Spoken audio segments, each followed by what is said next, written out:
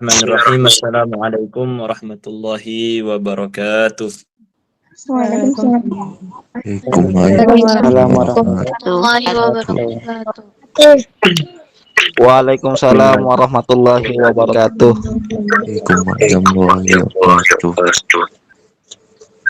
Bismillahirrahmanirrahim. Alhamdulillahi rabbil alamin wa bihi nasta'in ala umurid dunya waddin.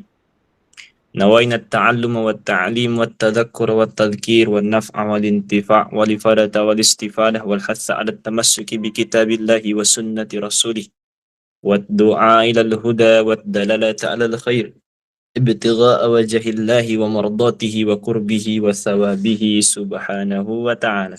سبحانك لا علم لنا إلا ما علمتنا إنك أنت العليم الحكيم.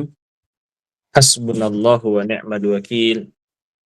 ولا حول ولا قوة إلا بالله العلي العظيم. اللهم لا سهل إلا ما جعلته سهلا وأنت حي يا قيوم تجعل الحزن إذا شئت سهلا. اللهم صل وسلم وبارك على سيدنا محمد وعلى آل سيدina Muhammad. Teman-teman semuanya, hadirin wal hadirat yang berbahagia, yang senantiasa insya Allah dirahmati oleh Allah Subhanahu wa Ta'ala. Bersyukur kepada Allah dengan mengucapkan Alhamdulillahi Rabbil Alamin. Karena dengan bersyukur Allah akan senantiasa selalu menambah curahan nikmat kepada kita semua. Mulai dari nikmat mata, bisa melihat, nikmat mulut masih bisa berbicara dengan jelas. Nikmat telinga masih bisa mendengar, ya, nikmat kaki masih bisa melangkah. Nikmat paru-paru, nafas yang kita hembuskan, yang kita keluarkan, yang kita hirup, itu semua adalah bentuk nikmat daripada Allah Subhanahu wa Ta'ala. Sampai kapanpun tidak akan pernah bisa terbayarkan. Wa in ta'uddu ni'matallahi la tuhsuha. Kalau sekiranya manusia itu ingin menghitung betapa banyak nikmat yang sudah Allah beri, maka sungguh dia tidak akan bisa menghitungnya. Nah, jadi tidak ada alasan yang membolehkan kita untuk tidak bersyukur. Nah, jadi suatu kewajiban kepada seorang hamba untuk senantiasa bersyukur kepada Allah Subhanahu wa Ta'ala. La in syakartum la azidannakum wa la in kafartum inna adzabi lasyadid. Kalau kita bersyukur, niscaya Allah akan tambah nikmat itu. Kalau kita tidak mau bersyukur, kita kufur, ya. Kufur itu bisa ditimbulkan sebab apa? Semisal seseorang itu sibuk melihat nikmat orang lain.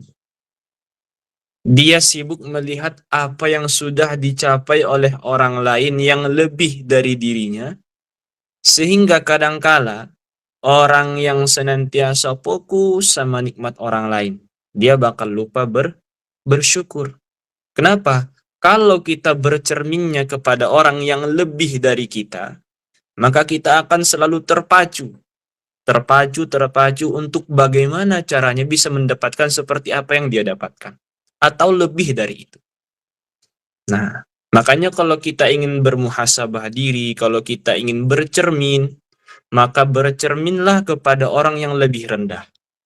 Kenapa? Kalau kita bercermin kepada orang yang lebih rendah, levelnya dari kita, baik itu ekonominya, ya, baik itu kesehatannya, seluruh aspek kehidupan, kita lebih dari dia.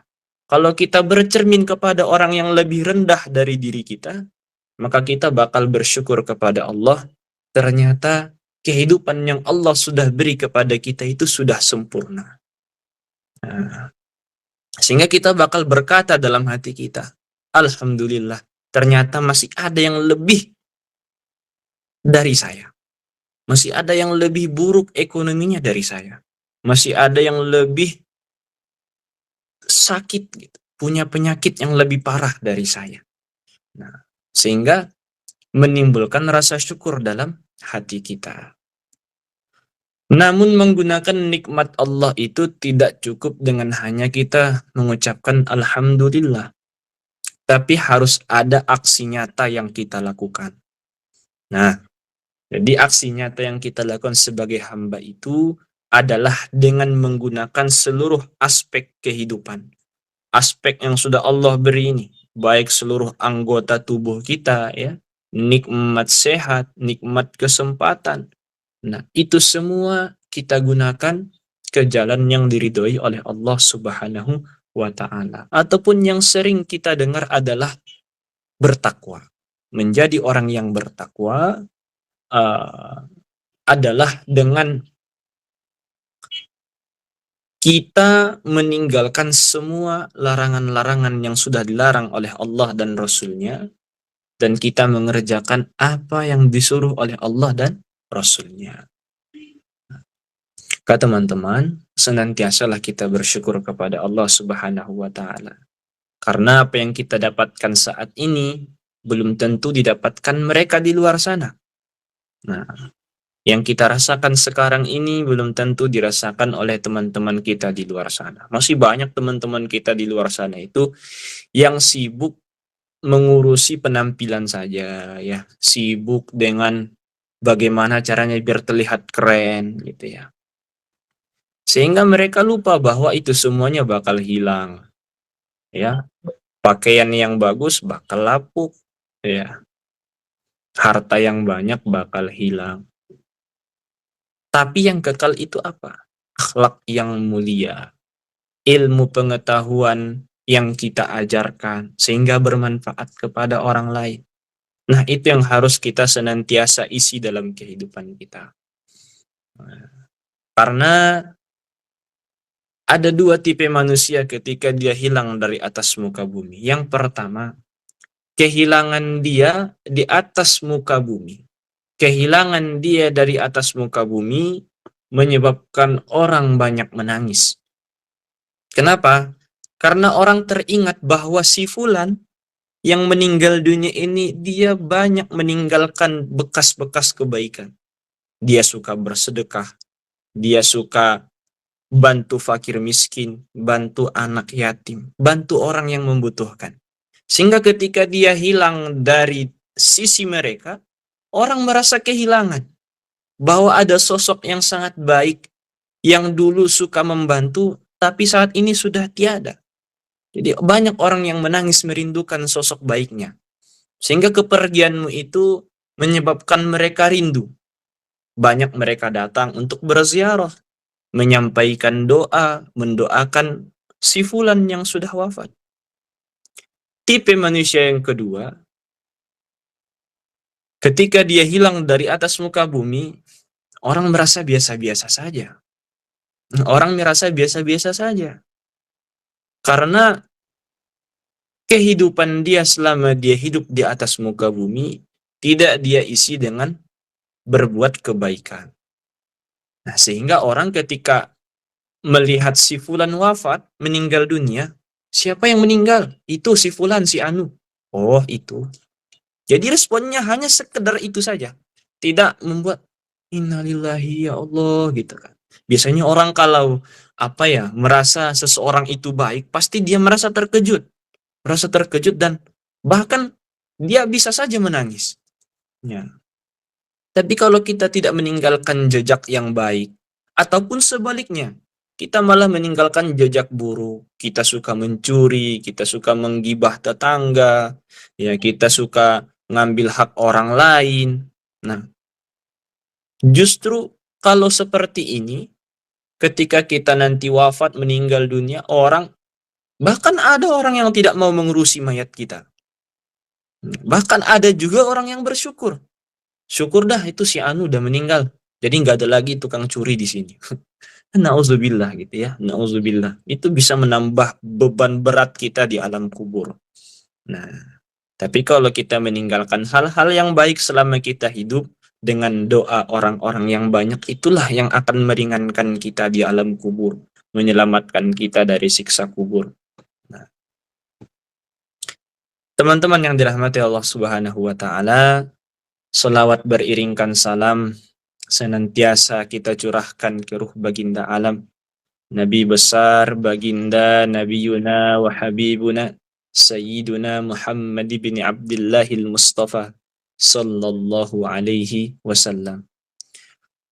Allahumma salli wa sallim wa barik ala Sayyidina Muhammadin adada kamalillahi wa kama yaliqu bi kamalihi.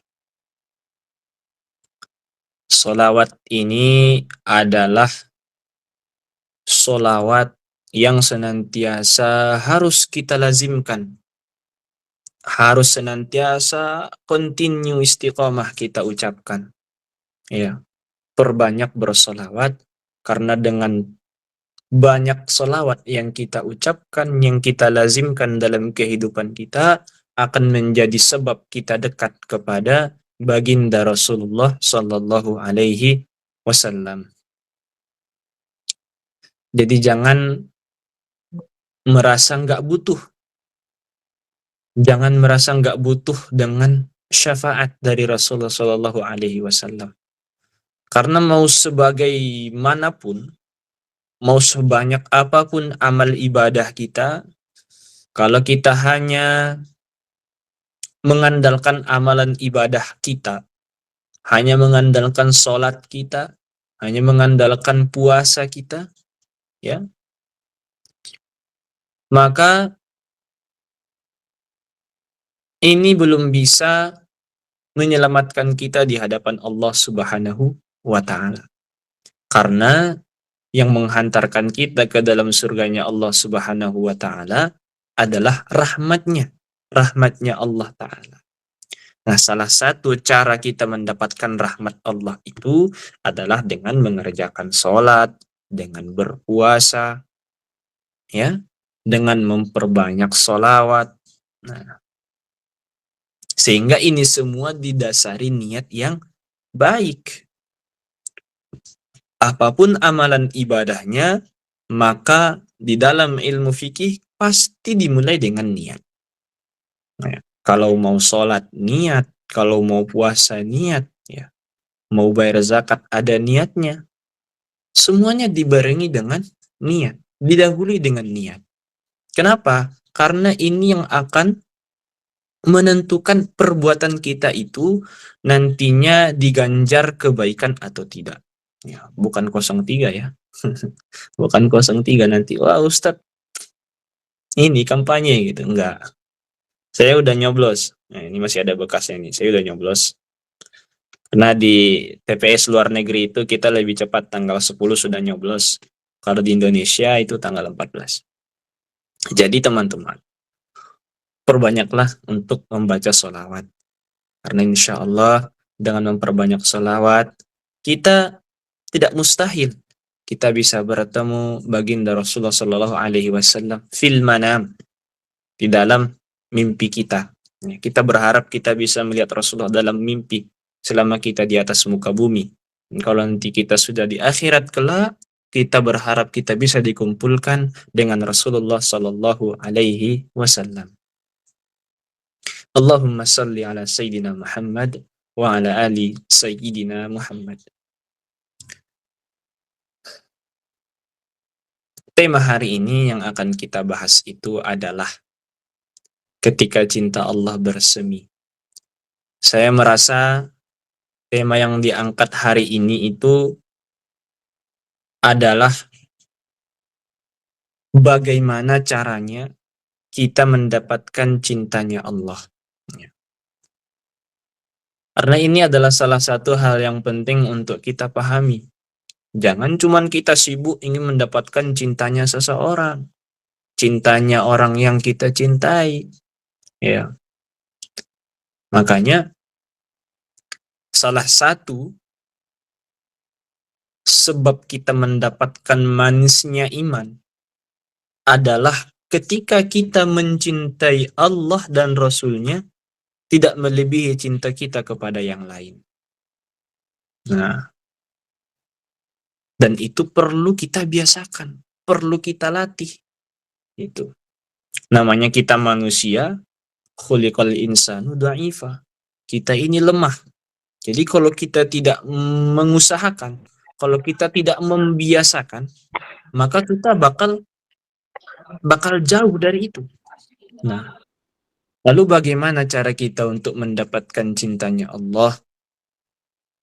Maka tidak ada cara yang lain bahwa kamu harus senantiasa, kita harus senantiasa dalam keadaan menjadi hambanya Allah Subhanahu wa Ta'ala. Simple memang kalimat hambanya Allah, tapi tidak semua orang bisa menjadi hambanya Allah Subhanahu wa Ta'ala. Kalaulah kita senantiasa membawa gelar itu, gelar sebagai seorang hamba Allah Subhanahu wa Ta'ala, maka seorang hamba itu punya kewajiban-kewajiban tertentu yang sudah diwajibkan kepadanya kalau dia mengaku seorang hamba. Nah, semisal kalau dia mengatakan saya adalah seorang hamba, hambanya Allah, maka ketika dia menyatakan dirinya hamba, maka hilang dari dirinya kaya, miskin, ganteng, cantik, pinter, atau tidak pinter. Semuanya statusnya adalah hamba. Ya. Semuanya statusnya adalah hamba. Kalau dia mengatakan dirinya hamba, maka yang diwajibkan kepada seorang hamba itu sebagaimana kalau dia sudah ditaklif, kalau dia sudah dibebani hukum syariat. Nah, maka dia wajib sholat, dia wajib puasa, dia wajib bayar zakat, ya. Ataupun kalau dia mampu, dia bisa mengerjakan haji selama dia mampu. Nah, ini beberapa kewajiban-kewajiban yang semestinya dan wajib dilakukan oleh seorang hamba. Nah, kalau seorang hamba tidak mengerjakan sholat, maka seolah-olah dia mengingkari statusnya sebagai seorang hamba.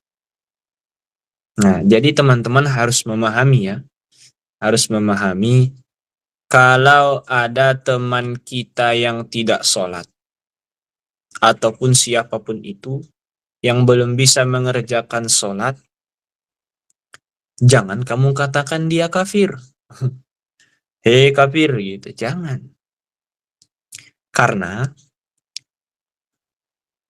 ulama kita, bahkan apa yang sudah diajarkan oleh guru-guru kami, yang sudah disampaikan oleh Grand Sheikh Ahmadut Thayyib, beliau adalah pimpinan terbesar, tertinggi di Jami'ah Al-Azhar Asy-Syarif. Itu beliau mengatakan, jangan kita mudah mengkafirkan seseorang walaupun dia tidak sholat. Nah, dia muslim, tapi dia tidak sholat. Nah, apakah dia bisa dihukumi kafir? Tidak bisa.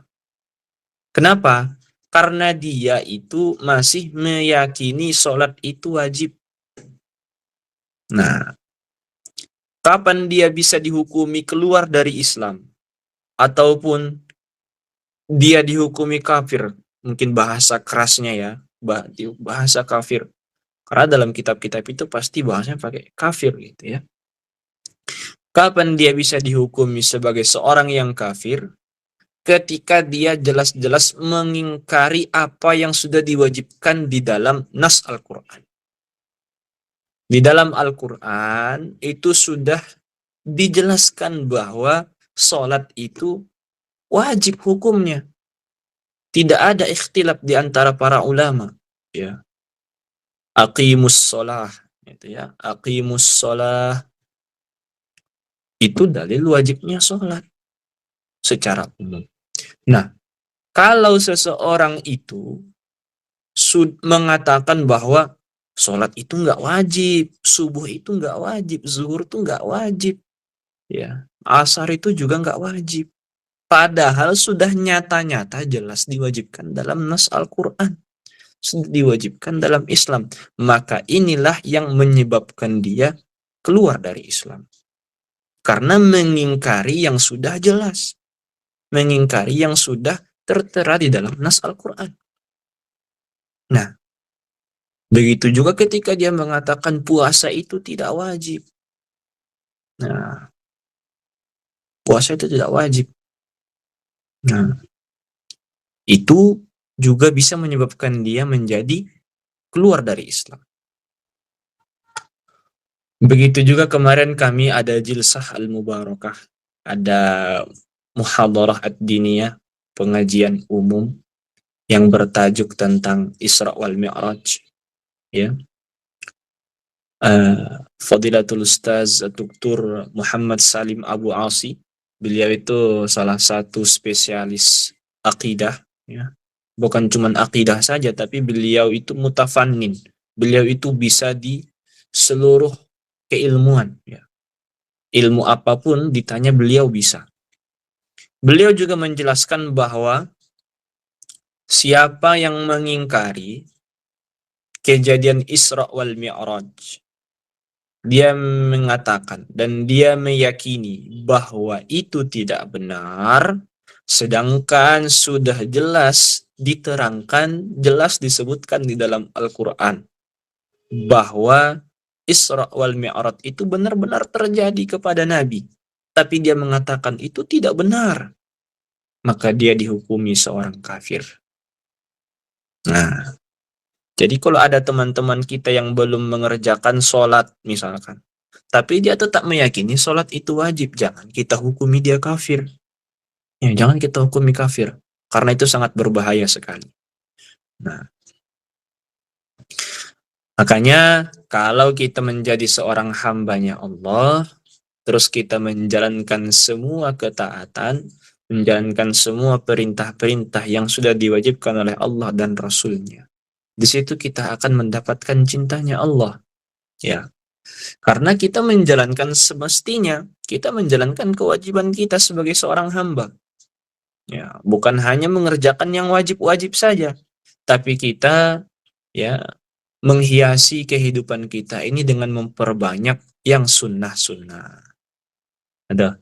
Nah, jadi kalau kita memperbanyak sunnah, itu akan lebih membuat kita lebih berasa bukan hanya kewajiban yang kita jalankan, tapi sunnah-sunnah itu yang akan menjadi bonus-bonus nanti kepada kita. Sunnah-sunnah itu nanti akan menjadi penempel bagi kewajiban-kewajiban yang mungkin tidak sempurna, ya.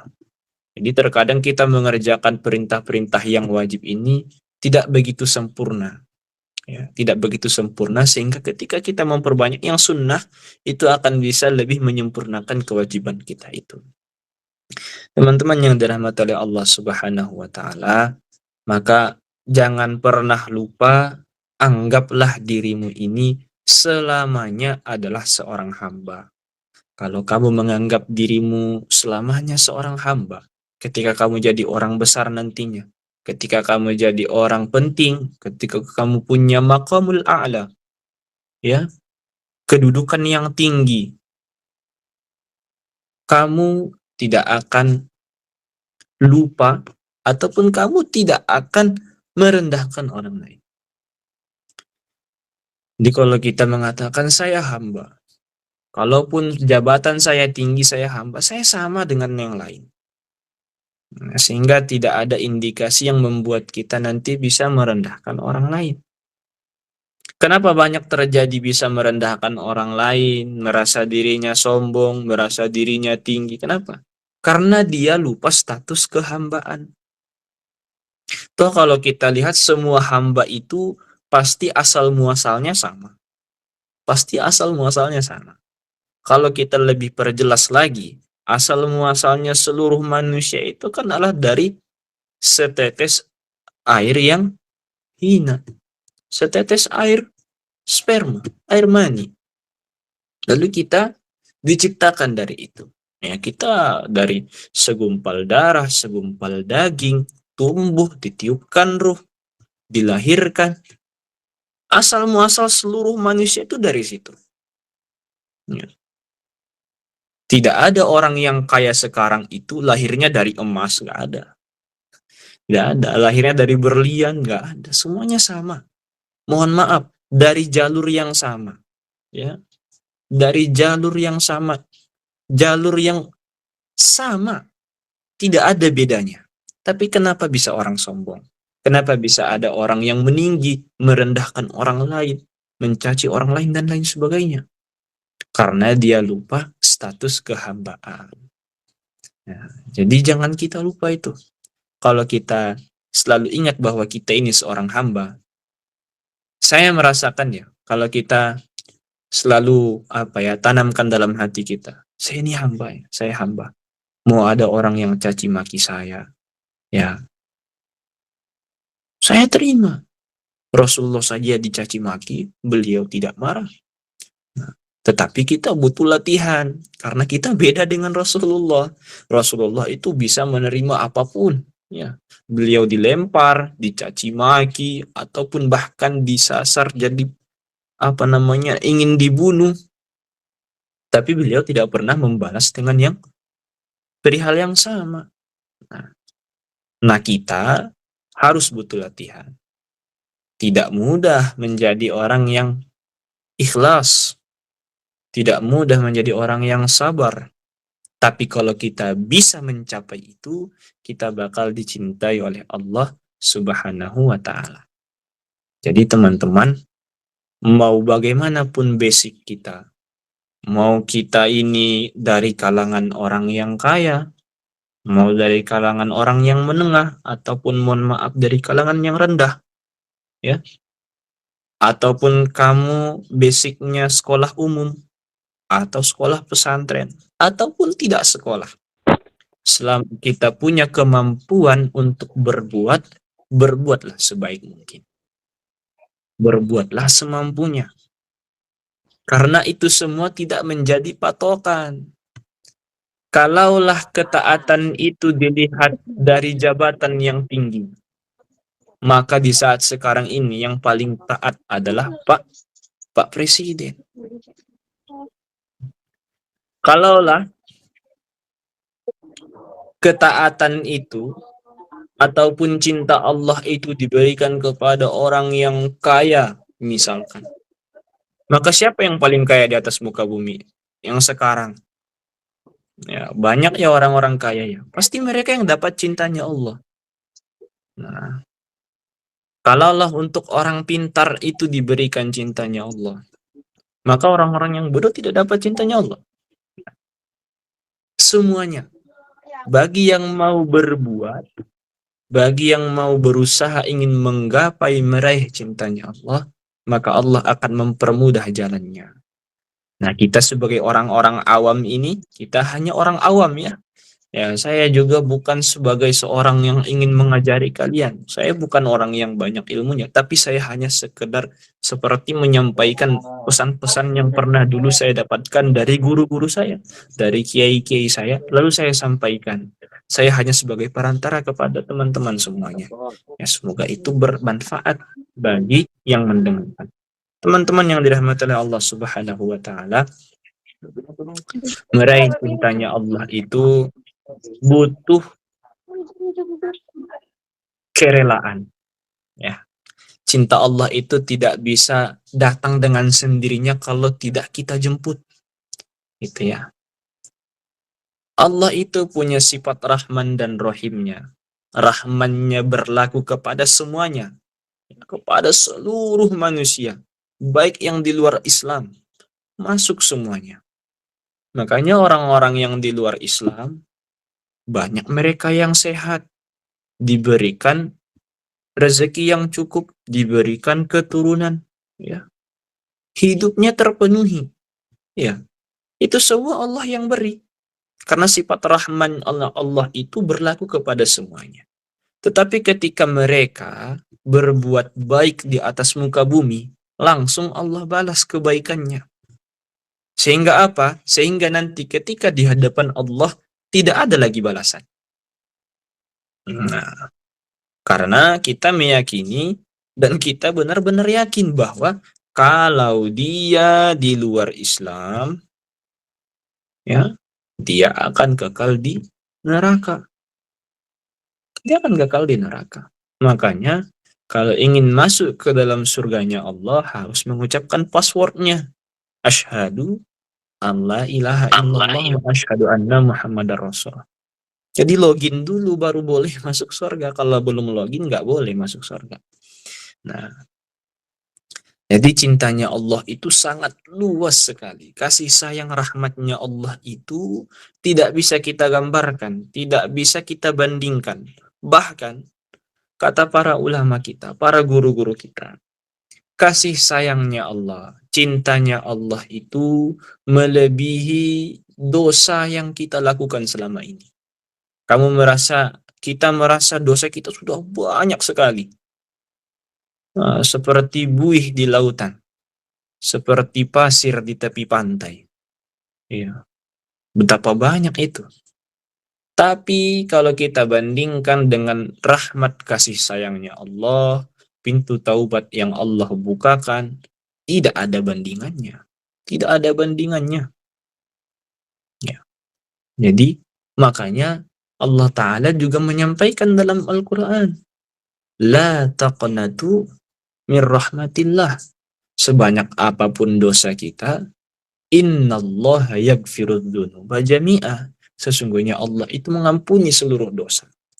Jadi kita itu banyak diberikan kemudahan. Jadi umat Nabi Muhammad ini sangat banyak sekali diberikan kemudahan oleh Allah Subhanahu wa taala. Sehingga nabi-nabi terdahulu itu merasa bahkan ada yang ingin menjadi bagian daripada umat Nabi Muhammad. Nah, Nabi Adam, apa kata Nabi Adam alaihissalam? Saya melakukan pelanggaran hanya sekali saja. Saya melanggar apa yang sudah dilarang oleh Allah kepada saya, sekali saja saya langgar. Sekali saya lakukan di dalam surganya Allah. Langsung Allah balas. Langsung Allah keluarkan Nabi Adam dan Sayyidatuna Hawa dari surganya Allah. Saya hanya sekali melakukan pelanggaran di dalam surganya Allah. Langsung Allah lepas pakaian saya.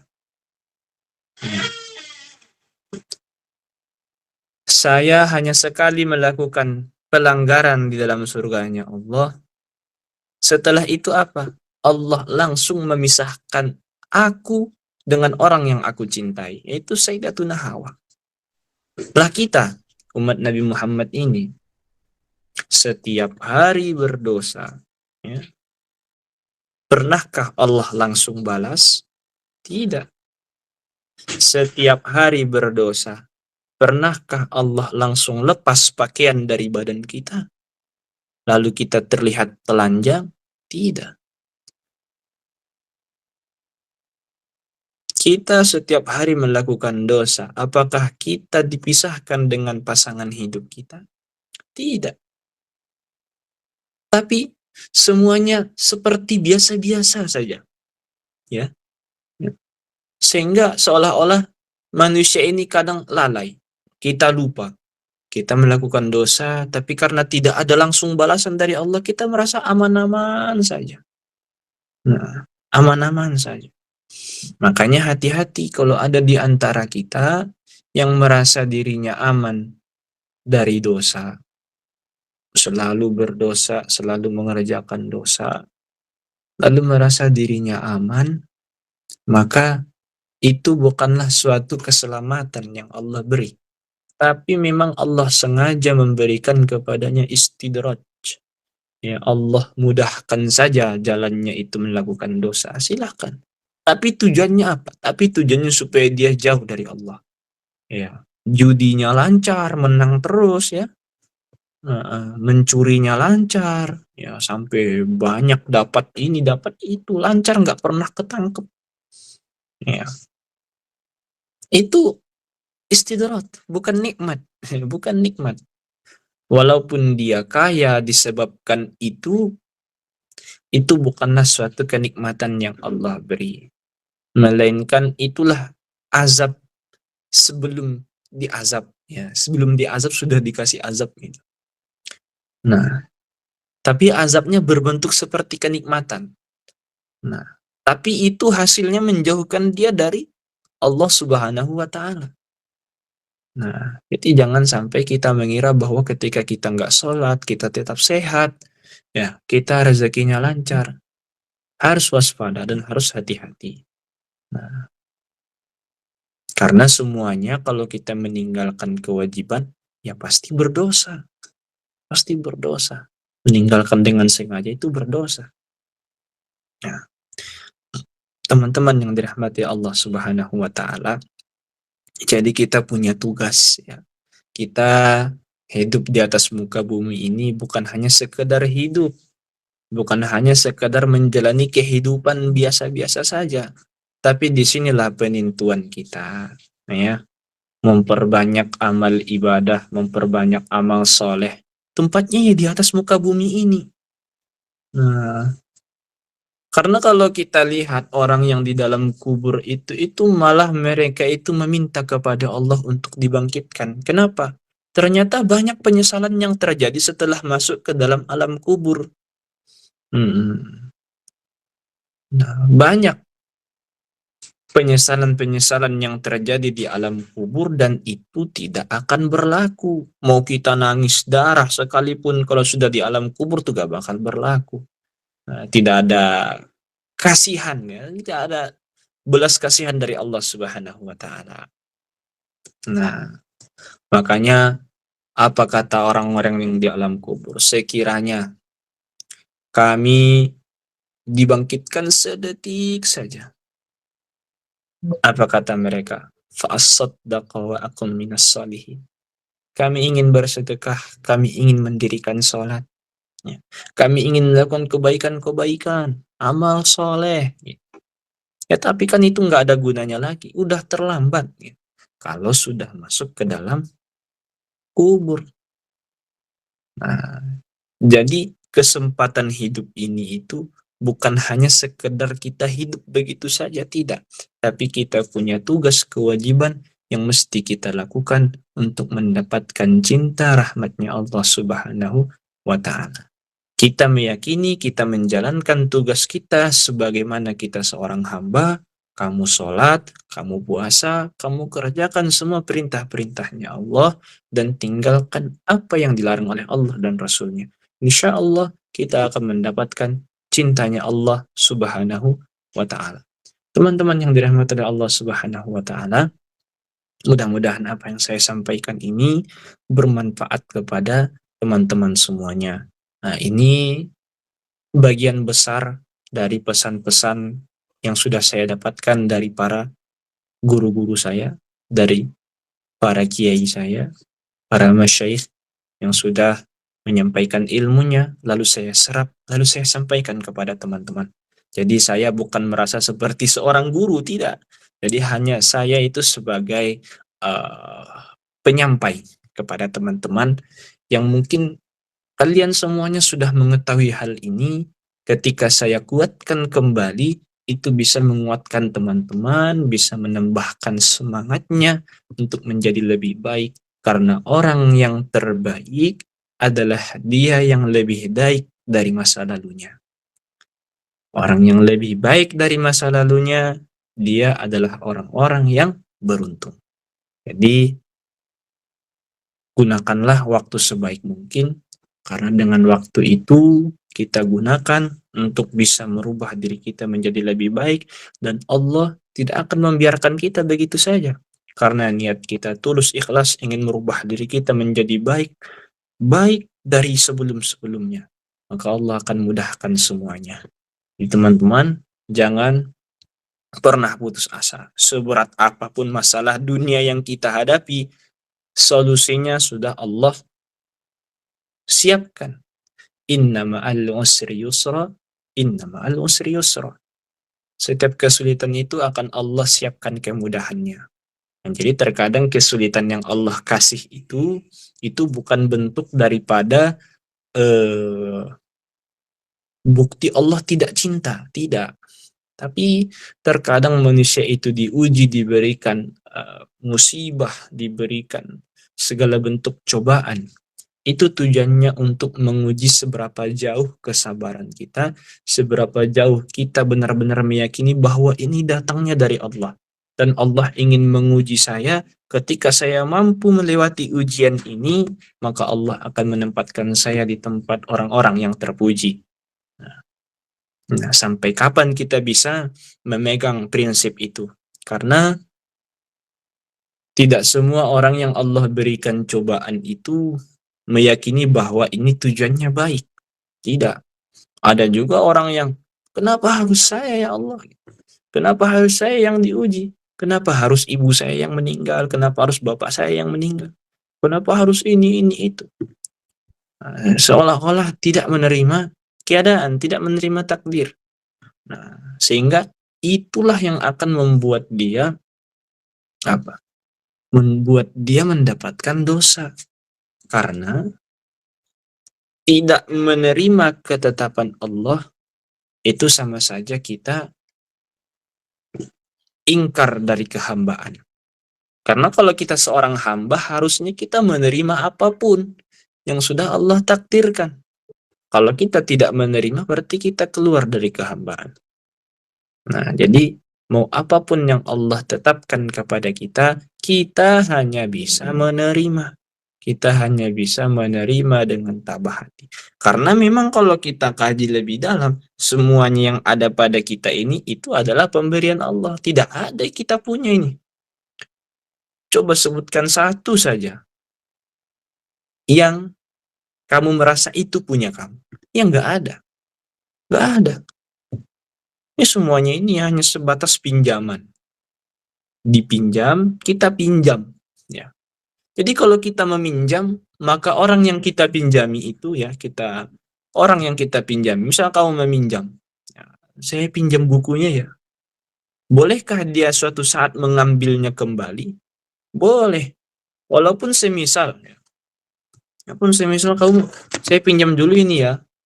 Padahal baru kamu pinjam, kamu bawa, tiba-tiba dia nelpon. Kayaknya saya perlu deh, saya pengen pakai ini, itu. Kamu harus kembalikan lagi. Begitu juga ketika Allah Subhanahu wa taala nantinya ingin mengambil semua nikmat itu, ya.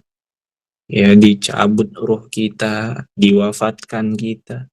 Nah, itu semuanya sudah ketetapan Allah Subhanahu wa taala yang harus kita terima. Nah, makanya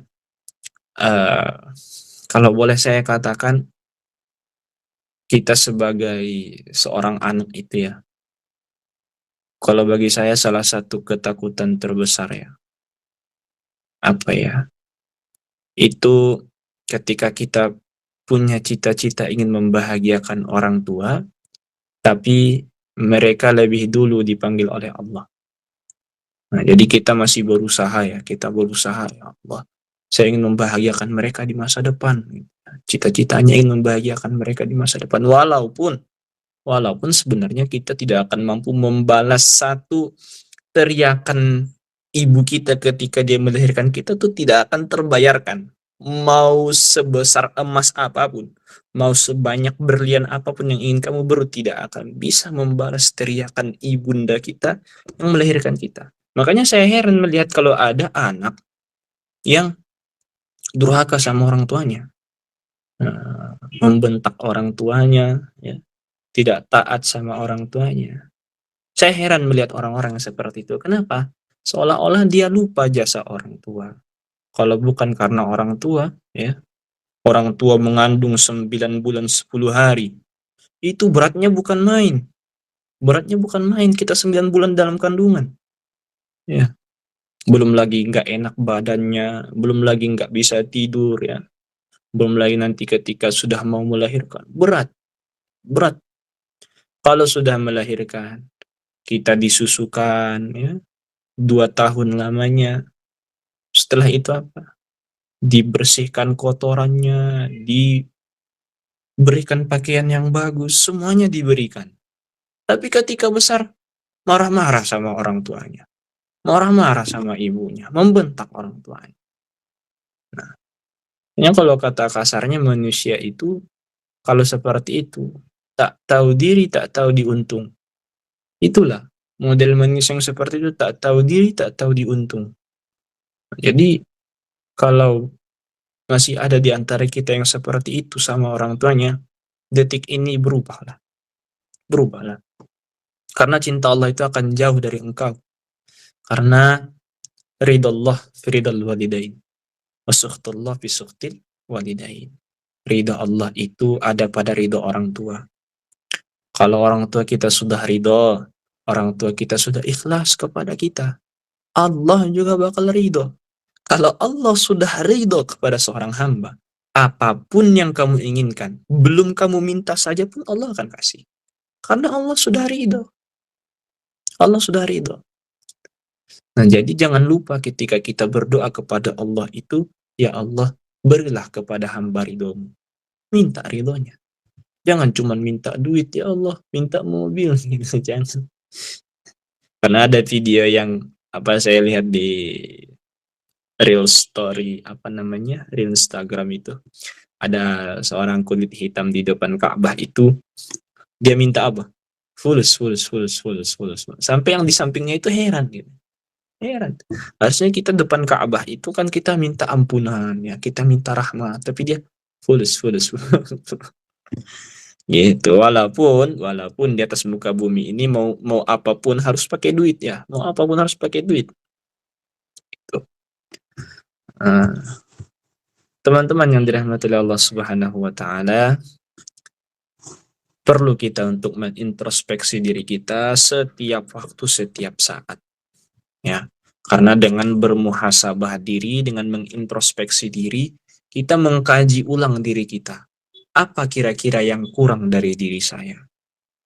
Apa kira-kira yang kurang dari ibadah saya? Apa kira-kira yang kurang dari sosial saya? Nah, karena hubungan kita itu tidak cukup dengan hablum minallah saja, tapi hablum minan nas. Sosial antar manusia kita juga harus bagus. Ya, jangan sibuk hanya memperbagus hablum minallah, tapi hablum minan nas kita acak-acakan. Kamu suka gunjing orang, ya, kamu suka jelek-jelekin orang, caci maki orang. Kamu merasa nggak penting. Yang penting aku tetap sholat. Yang penting aku tetap berzikir. Subhanallah, alhamdulillah. Kira-kira berlaku nggak di hadapan Allah? Jadi hablum minallahnya harus bagus, hablum minan nasnya harus bagus. Nah, jadi harus serentak ya. Jadi jangan fokus hanya memperbagus hablum minallah saja, tapi hablum minan nas kita ya udah bodo amat gitu. Begitu juga sebaliknya, jangan cuman bagusnya sosialnya antar manusia saja, tapi hablum minallahnya acak-acakan, jangan. Jadi dua-duanya harus beriringan, kita perbagus, kita benarkan. Kalau cara sosial kita, cara berbicara kita masih mudah bisa menyakiti orang lain, kita robah, gitu ya. Dan itu semuanya butuh latihan, tidak bisa lahir secara instan gitu. Karena manusia itu kan sekarang inginnya yang instan-instan, nggak perlu capek-capek, yang penting langsung ada gitu. Sekarang kan mudah semuanya yang instan. Lapar tiba-tiba telepon, ya, pesen, order, instan gitu kan. Pengen ini, pengen itu, pesen online, instan jadi gitu. Walaupun itu sebenarnya memudahkan kita kan, ya tidak dilarang, maksud saya bukan tidak larang, karena ya itu salah satu hal positif yang dilahirkan oleh canggihnya zaman sekarang ini. Jadi kita mau apa-apa mudah sekarang kan, mau komunikasi jarak jauh bisa, mau pesen itu bisa, itu adalah hal yang memudahkan kita dan itu positif, bukan buruk, ya, bukan buruk. Tapi maksud saya tadi itu mendapatkan cintanya Allah itu tidak semudah hal itu. Tidak semudah seperti kita mengorder makanan instan, enggak. Tapi harus butuh perjuangan. Ya. Nah, makanya kiai saya itu pernah bilang, apa kata beliau? Dalilul mahabbah badlun nafsi biridal mahbub. Jadi bukti cinta itu adalah kita rela. Kita rela mengkerahkan semua daya upaya kita kepada orang yang kita cintai, kepada zat yang kita cintai. Jadi kalau kita cinta kepada Allah, kita harus mau sabar mengerjakan sholat, ya, meninggalkan yang buruk-buruk gitu. Nah, begitu juga kalau kita ingin mencintai Rasulullah, ya, kita harus mau mati-matian bagaimana caranya, ya. Kita menampakkan rasa cinta kita, memperbanyak sholawat, ya, ikut majelis sholawat, ya, mengkaji sejarah perjuangan Rasulullah. Nah, itu adalah bentuk beberapa cara kita untuk mendapatkan cintanya Allah dan Rasulnya. Ya. Jadi tidak bisa instan. Tanpa usaha nggak bisa. Nah, teman-teman yang dirahmati oleh Allah Subhanahu wa Ta'ala, kehidupan kita itu adalah kehidupan yang tidak selamanya akan kekal abadi. Tapi kita ini hanya seperti orang yang musafir. Tidak selamanya kita menetap. Tapi suatu saat beberapa waktu kemudian kita akan melangkah ke tempat yang lebih jauh.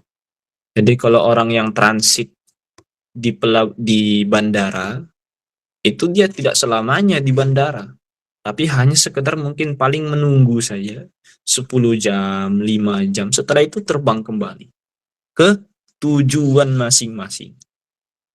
Ya gitu juga kehidupan. Kita ini seperti orang yang transit di bandara. Nggak selamanya. Setelah itu nanti kita bakal berpindah ke tempat yang lebih kekal abadi, yaitu alam akhirat. Nah, di alam akhirat itulah nanti kita akan melihat betapa banyak balasan yang Allah akan beri terhadap amalan-amalan ibadah yang sudah kita lakukan selama kita di dunia. Nah, jadi itu pembeda kita dengan orang yang di luar Islam. Orang yang di luar Islam merasa bahwa dunia itu adalah dunia yang mereka senang, yang akan kekal, yang membuat mereka senang. Setelah itu tak ada. Nah, kita beda. Dunia ini hanya tempat cobaan bagi kita. Jadi, dunia ini hanya tempat kita singgah untuk menentukan kita, memperbanyak amal ibadah kita, bagaimana caranya nanti kita bisa mendapatkan rahmatnya Allah Subhanahu wa Ta'ala dengan mengerjakan kewajiban-kewajiban kita dan amal soleh. Nah, setelah itu nanti baru penentuan. Nah, baru nanti kita lihat hasilnya seperti apa. Nah, begitu. Teman-teman yang dirahmati Allah Subhanahu wa Ta'ala, kita berdoa, kita meminta kepada Allah semoga saya dan teman-teman semuanya yang hadir pada hari yang berbahagia ini, mudah-mudahan kita mengaji malam ini itu adalah bentuk cinta kita kepada Allah Subhanahu wa Ta'ala dan bukti cinta kita kepada Rasulullah Shallallahu Alaihi Wasallam. Karena niat kita baik, walaupun kita hanya sekedar live streaming seperti ini, ya, via online, tapi niat kita tetaplah baik. Niat kita tetaplah ingin bagaimana caranya kita selalu ingin merubah diri kita menjadi lebih baik.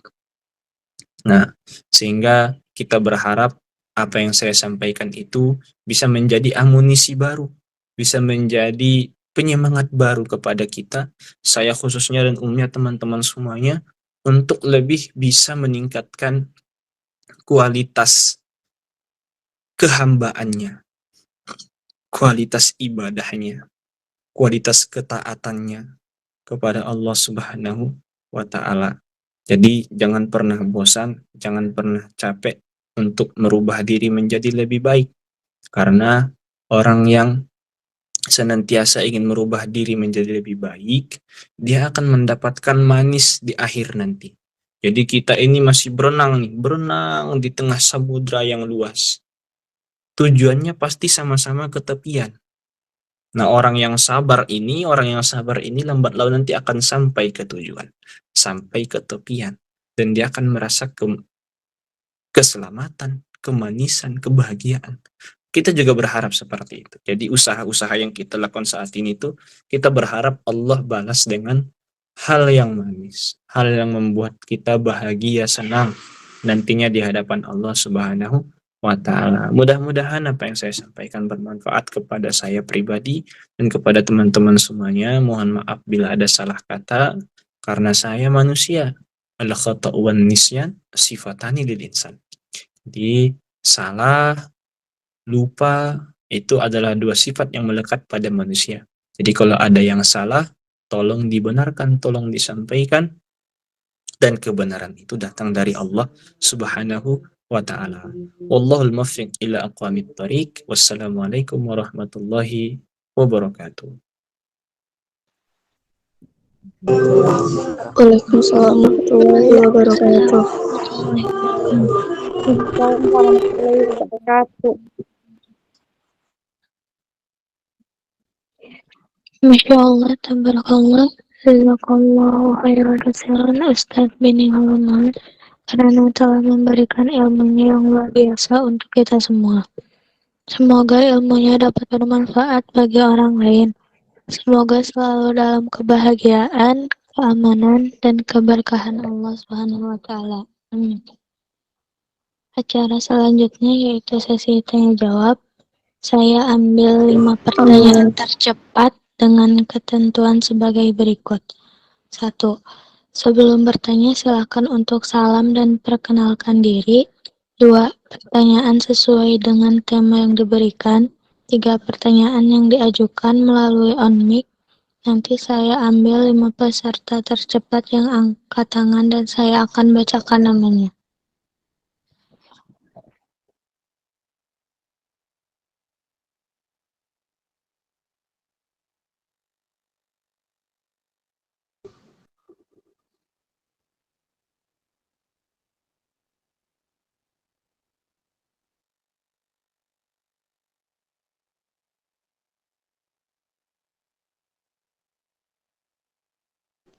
Baik, kepada Ukhti Nur Hasanah, silakan untuk bertanya. Oke. Assalamualaikum warahmatullahi wabarakatuh. Afwan, Ana mau tanya Ustaz, apakah ada gitu tanda tandanya kalau Allah itu mencintai hambanya gitu? Apa ada gitu tanda tanyanya? Maaf, segitu aja Ustaz. Afwan, assalamualaikum warahmatullahi wabarakatuh. Adakah tanda Allah itu mencintai kita?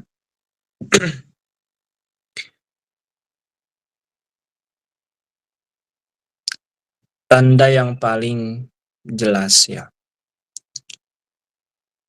itu bisa dirasakan oleh pribadi masing-masing. Hatimu itu selalu condong ingin melakukan kebaikan-kebaikan. Hatimu selalu condong ingin selalu bertaubat kepada Allah. Ya, merasa diri masih banyak dosa.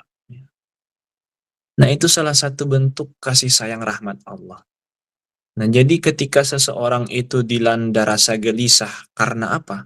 Karena dosa yang begitu banyak, yakinlah pada saat itu Allah masih menebarkan rasa cintanya kepada engkau. Nah, jadi kadang rasa gelisah kita tuh karena kita dulu, ya Allah, masa lalu saya itu banyak dosanya ya. Saya ingin jadi baik ya Allah. Karena suatu saat bakal merasa seperti itu. Nah, ambil itu. Cepat kamu ambil dengan apa? Dengan cara menyesali perbuatan masa lalu yang mungkin itu buruk dan lain sebagainya. Nah, jadi itu adalah bentuk daripada rahmat kasih sayang Allah. Cinta Allah. Kalau kita masih merasa diri kita ini banyak dosa, selalu terpacu ingin memperbaiki diri menjadi lebih baik, ya, karena merasa masa lalunya buruk dan lain sebagainya. Itu adalah bentuk cinta Allah kepada hambanya. Karena Allah ingin menyadarkan dirinya bahwa kamu itu masih banyak salahnya. Sehingga Allah titipkan, Allah hadirkan rasa gelisah itu supaya kita menyadari bahwa kita itu masih banyak salah. Oh, banyak orang yang banyak dosa, yang sering ninggalin sholat, tapi merasa biasa-biasa aja kan? Banyak orang yang seperti itu, merasa biasa-biasa saja. Nah, tapi kenapa kamu berbeda?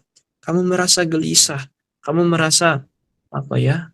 Merasa bahwa ya Allah, dosa saya itu banyak. Ingin senantiasa ingin bertaubat, ingin memperbaiki diri menjadi lebih baik. Nah, selalu terpacu ingin mengerjakan yang baik-baik. Nah, itu adalah salah satu bentuk daripada cintanya Allah kepada kita. Nah, jadi kalau hati kita masih mudah tergerak untuk melakukan kebaikan, memperbaiki diri, yakinlah Allah masih menebarkan cintanya kepadamu. Nah, jadi ketika kamu merasa seperti itu, jangan kamu biarkan berlalu begitu saja. Tapi kamu ambil. Ketika kamu merasa ada dorongan melakukan kebaikan-kebaikan, kamu ambil secepatnya. Kamu lakukan secepatnya, sehingga itu nanti yang akan menumbuhkan cinta itu.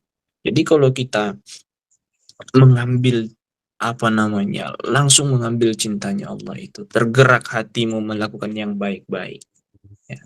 Tidak kamu biarkan, tapi langsung kamu berikan dengan aksi nyata. Kamu langsung sholat taubat, mandi taubat, gitu ya. Sholat sunnah taubat, bersedekah, ya, membaca Al-Quran, dan lain-lain sebagainya. Nah, itu adalah bukti cinta Allah kepada seorang hamba. Nah, jadi, kalau kita merasakan hal itu, jangan kita biarkan berlalu. Jangan kita biarkan berlalu, lakukanlah. Ambil anugerah yang Allah beri itu. Nah, jadi Allah itu sangat maha penyayang sekali. Allah itu maha cinta ya. Allah itu maha cinta. Nah, jadi jangan kita biarkan cinta itu berlalu begitu saja tanpa ada perbuatan yang kita lakukan. Nah, begitu kira-kira. Wallahu a'lam. Makanya Allah bilang itu sedikit tambahannya. Innallaha yuhibbul tawwabin wa yuhibbul mutatahhirin. Allah itu sangat mencintai orang-orang yang bertaubat, orang-orang yang mensucikan diri. Nah, jadi kalau kita senantiasa bertaubat, Allah akan cinta. Innallaha yuhibbut tawwabin wa yuhibbul mutatahhirin. Jadi perbanyak taubat, insya Allah cinta Allah itu akan kita dapatkan. Wallahu a'lam.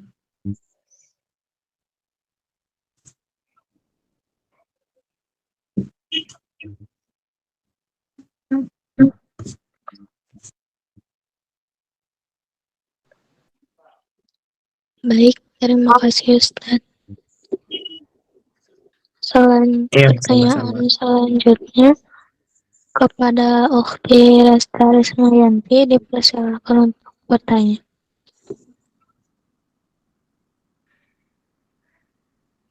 Ya, Assalamualaikum warahmatullahi wabarakatuh. Waalaikumsalam Ya. warahmatullahi wabarakatuh. Waalaikumsalam warahmatullahi wabarakatuh. Perkenalkan nama Ana Restari Semayanti, Ana asal Sukabumi. Apa Ustadz, bagaimana caranya kita mendapatkan kasih sayang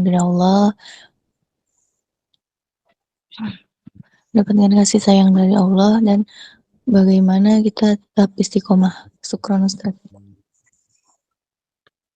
Iya. Mungkin pertanyaan yang pertama tadi itu sudah bisa terjawabkan ya dengan mungkin materi yang saya sampaikan tadi dan jawaban barusan yang penanya yang pertama itu mungkin sama ya. Jadi pertanyaan yang kedua itu bagaimana caranya kita untuk mendapatkan keistiqomahan. Nah, jadi ada ungkapan mengatakan begini, al-istiqamah khairun min alfi karamah. Jadi istiqomah itu jauh lebih baik daripada kita punya 1000 karomah. Ya. Namun istiqomah itu berat. Jadi butuh latihan ya. Butuh latihan, butuh pembiasaan. Ya. Butuh kita membiasakan bangun di tengah malam. butuh kita membiasakan sholat tahajud. Karena itu semuanya kalau tidak dibiasakan akan terasa berat. Ya, membiasakan hal-hal yang baik adalah cara kita mendapatkan istiqomah. Nah, jadi niat yang pertama itu niat kita baik. Niat kita memang betul-betul ingin mengerjakan perbuatan itu karena Allah dan untuk mendapatkan ridhonya Allah. Kalau bukan mendapatkan ridhonya Allah, tidak akan istiqomah. Jadi ada orang yang ibadah tujuannya semata hanya untuk manusia. Biar manusia melihat dia soleh, soleha. Itu nggak bakal istiqomah. Bakal capek dengan sendirinya. Tapi kalau dia niatnya itu untuk mendapatkan ridho Allah, maka itu yang akan membuat dia terpacu untuk senantiasa melazimkan, merutinkan hal-hal yang baik dalam kehidupannya. Makanya sebelum sholat itu kan kita biasa mengucapkan ilahi anta maksudi waridoka matlubi, gitu ya. Misalnya sebelum kita takbir, ilahi anta maksudi, ya Allah, engkau yang aku maksud, engkau yang aku tuju, waridoka matlubi, dan ridhomulah yang aku minta. Nah, baru kita takbir Allahu Akbar. Nah, jadi kalau niatnya tulus ikhlas ingin mendapatkan ridho Allah, maka dia akan berangsur-angsur untuk beristiqomah. Nah, jadi istiqomah itu nggak bisa datang dengan sendirinya, tapi butuh latihan. Nah, seperti yang saya bilang tadi itu, uh, kalau kita ingin membuktikan rasa cinta kita kepada seseorang itu, kita harus mau mati-matian ya, harus mau rela-relaan ya untuk membuktikan itu. Nah, begitu juga dengan ketika ingin mendapatkan keistiqomahan, kita juga harus rela-relaan. Kita harus juga rela-relaan bagaimana caranya mendapatkan keistiqomahan. Salah satunya adalah dengan dibarengi niat yang tulus dan ikhlas. Kalau niatnya nggak tulus, nggak ikhlas, tidak akan mendapatkan keistiqomahan. Nah, jadi harus pembiasaan. Nah, jadi itu. Niat yang baik, yang kedua dengan membiasakan. Kalau tidak dibiasakan, kita tidak akan mendapatkan keistiqomahan. Istiqomah itu kan continue, rutinitas. Ya. Rutinitas yang dilakukan setiap saat. Jadi, alangkah bagusnya amalan-amalan yang kecil itu, walaupun tidak banyak, misalkan hanya membaca sholawat 10 kali sehari, setiap hari 10, tapi dia istiqomah, continue, ya, al-istimrar. Setiap hari dilazimkannya, setiap hari diistiqomahkan. Karena nanti dari 10 misalkan, kalau udah istiqomah, hari ini 10, besok 10, besoknya 10, besoknya lagi 10. Nah, minggu kemudian karena sudah istiqomah, sudah terbiasa, itu kita merasa sedikit, gitu ya. Sehingga kita membiasakan, naiklah 10 lagi jadi 20, jadi 20, 20, 20. Nah, jadi kalau kita membiasakan hal-hal yang baik dengan niat yang baik, insya Allah istiqomahnya akan mudah kita dapatkan. Nah, orang yang istiqomah itu sangat luar biasa. Nah, sebagaimana ungkapan para ulama kita itu, al-istiqomah khairun min alfi karomah. Jadi kita istiqomah itu lebih baik daripada kita punya 10 karomah. Ya. Karomah, kalau teman-teman itu mengetahui karomah itu benar adanya terjadi kepada seorang yang dekat kepada Allah Subhanahu wa taala. Jadi orang-orang yang dekat kepada Allah, ya, kepada Allah Subhanahu wa taala, orang-orang soleh itu, ya, orang para wali, ya, orang-orang yang sudah taqarrub ilallah, itu sudah dekat sekali kepada Allah Subhanahu wa taala, itu bisa punya kelebihan-kelebihan yang tidak ada pada manusia biasa. Nah, itu namanya karomah. Namanya karomah. Dan itu ada, ya, dan itu ada, bukan sihir. Jadi, kalau di dalam kitab Qaulus Sadid fi Ilmi Tauhid yang saya pelajari itu, karena itu adalah mata kuliah saya di kampus itu dalam bidang akidah. Nah, itu ada perbedaan antara karomah dan sihir. Walaupun kalau kita tinjau, kita lihat karomah dan sihir itu seperti hal yang tidak biasa gitu ya. Tapi ada perbedaan di antara keduanya. Kalau dia karomah itu adalah murni datang dari Allah. Datangnya dari Allah Subhanahu wa taala. Nah, tapi kalau dia sihir, sulap gitu ya. Kalau kalau di bahasa kitabnya kan sihir ya, tapi kalau kita artikan sekarang seperti sulap, sulap-sulap itu bukan karomah, tapi itu ada triknya. Jadi itu bisa kita capai dengan kita berlatih. Dengan kita mempelajari itu kita bisa bersulap gitu ya. Jadi ada caranya. Ataupun sihir-sihir itu terjadi kepada orang yang bertakarrubnya bukan kepada Allah, tapi ilasyayatin, ilasyaitan. Takarrubnya kepada syaitan. Nah, itu bisa menimbulkan sihir, dia bisa menyihir. Nah, itu sifat tercela lah ya, yang tidak boleh kita tiru. Bisa dipahami? Jadi tadi pertama niatnya harus baik. Niatnya harus ilallah karena Allah. Yang kedua biasakan.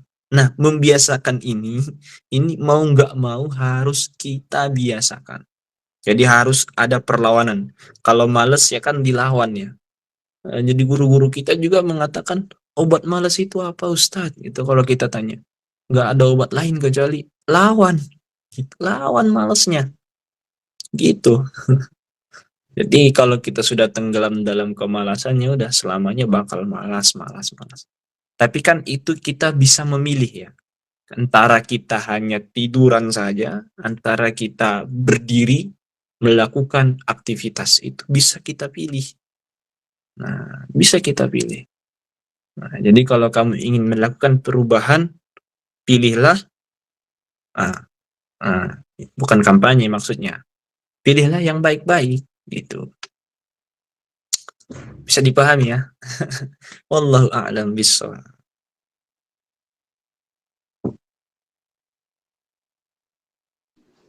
Baik, pertanyaan ketiga dipersilakan kepada Horti Desi untuk bertanya.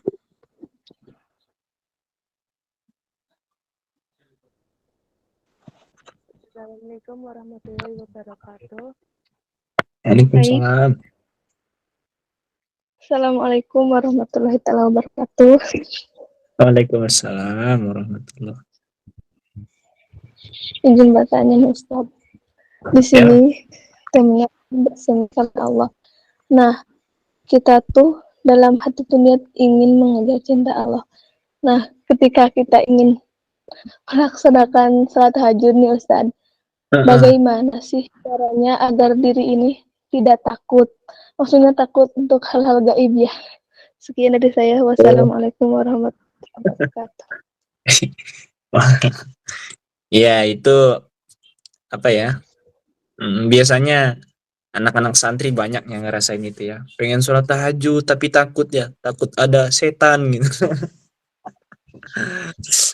Ya itu salah satu cobaan juga ya. Jadi dulu itu di pesantren ya, itu kita kalau mau bangun sholat tahajud itu kan biasanya ya kalau kita anak-anak santri baru itu senior-senior suka cerita hal-hal gaib ya, suka cerita-cerita yang serem-serem. Katanya biar nguji mental dulu. Nah, jadi katanya kalau nyantri itu jangan penakut.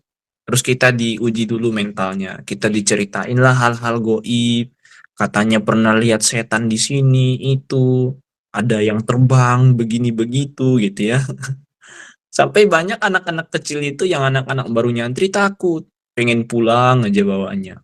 Malahan banyak juga yang berhenti karena nggak sanggup. Katanya kalau di pesantren itu, oh ya, serem banget gitu ya. Ataupun di rumah kadang kita suka berhayal-hayal gitu. Nanti kalau saya buka pintu kamar mandi, ntar ngagetin gitu ya. Itu sebenarnya permainan logika saja. Itu hanya sekedar permainan hayalan kita. Kita hanya berhayal-hayal, nanti takutnya ada yang ngagetin atau apa gitu. Nah, Nah, jadi dulu itu banyak terjadi seperti itu. Nah, itu juga bentuk daripada cobaan ya. Itu bentuk daripada ujian juga. Bener gak? Sanggup gak pengen ini?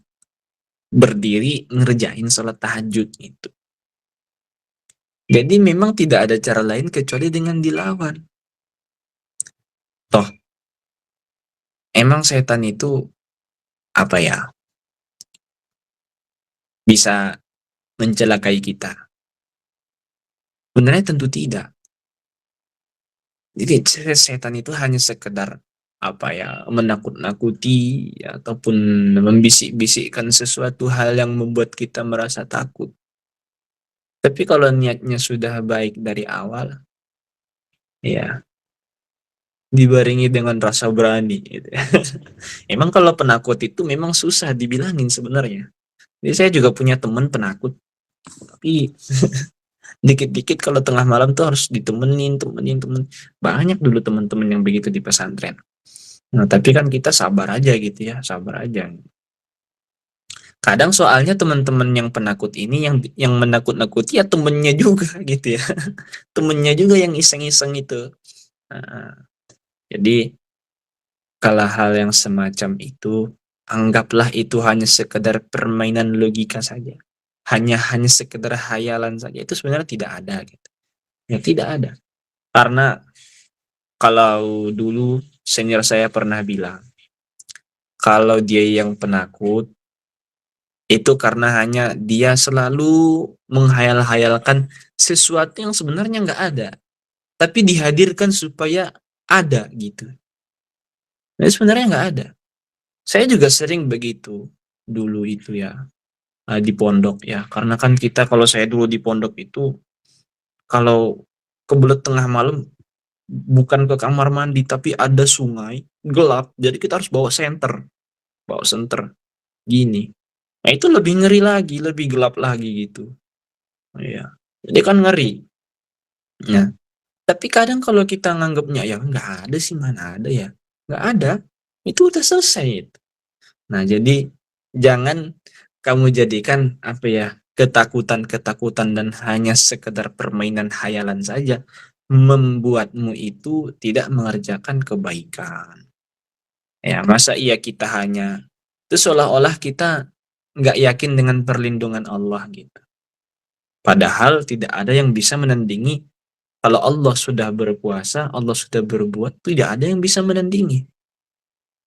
Sekalipun syaiton yang luar biasa nggak bakal bisa. Itu jadi fokus kita ya udah, kalau kita sudah niatnya karena Allah, yakinlah Allah tuh bakal bantu, Allah tuh bakal tolong, bakal melindungi. Nah, keyakinannya dikuatin gitu. Karena kadang keyakinan kita yang masih kurang ini. Keyakinan kita masih kurang sama Allah nih. Nah, jadi kita yakinnya masih sama hayalan-hayalan kita karena mungkin barusan nonton film horor gitu ya. Jadinya kebawa kebawa suasana gitu. Jadi itu hanya sekedar permainan hayalan saja, dan yakinilah bahwa kalau Allah sudah melindungi kita, semuanya bakal aman, tidak akan terjadi. Jadi anggap nggak ada sih, nggak ada gitu. Siapa nggak ada itu. Jadi dilawan ya, kuatin keyakinannya lagi gitu. Yakin sama Allah, kalau kita sudah niat baik, pasti Allah lindungi dari hal apapun yang sifatnya bisa membahayakan. Begitu kira-kira. Allah.